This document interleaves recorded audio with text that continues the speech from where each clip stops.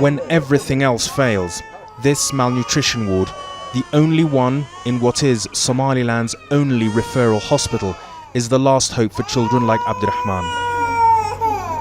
He has kwashiorkor, a classic symptom of severe malnutrition.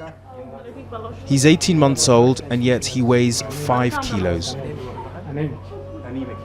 In the next door bed is Hamza. He's 2 years old. He should weigh 12 kilos. He barely weighs 8. There are stories like theirs wherever you look in this ward. In fact, it is completely full. So much so that doctors have had to move children malnourished because of the severe drought into other general wards. The exhausted mothers have had to travel hundreds of miles from remote regions and spend their last meager resources just to get to this hospital in the capital. There was nothing else. And this is a warning, isn't it, of what is to come if there isn't a response? I think it's better that there is a response before it is too late. So I will say this is the warning, so we need an action. That means emergency nutrition and water. A little has arrived from Turkey, Gulf countries, even neighbouring Ethiopia has trucked some supplies in, but no large-scale Western supplies have yet come. We set off at dawn into the remote interior of Somaliland, to the most affected areas, to find out the root causes of this crisis. Even for a land that's no stranger to severe droughts, this is the worst for nearly 2 centuries.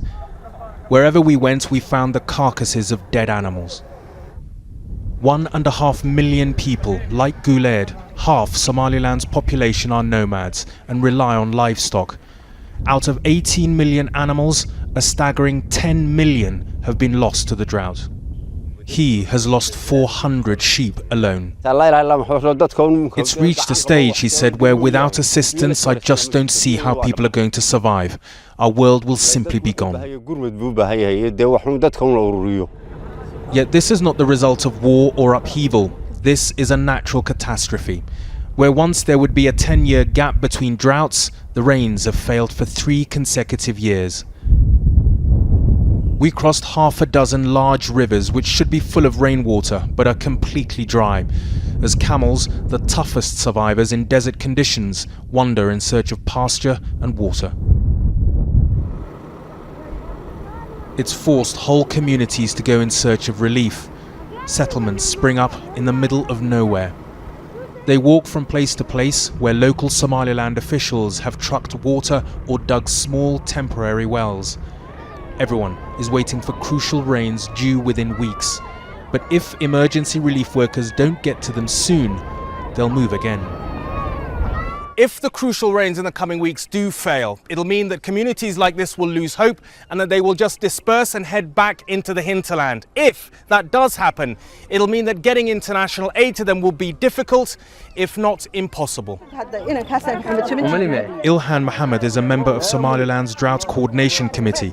She's travelled extensively through this Far Eastern region, mapping these settlements. If the international community doesn't mobilize quickly enough and in a large enough capacity, what will be the consequences? So far we lost the livestock. We have not lost a lot of people yet. But we reach in that moment, you will see a lot of people dying because of, we could not provide the food or what they need.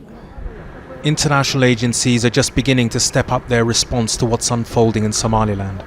They face the challenge of suddenly having to transform their presence here from being focused on long-term development to immediate, desperately needed relief.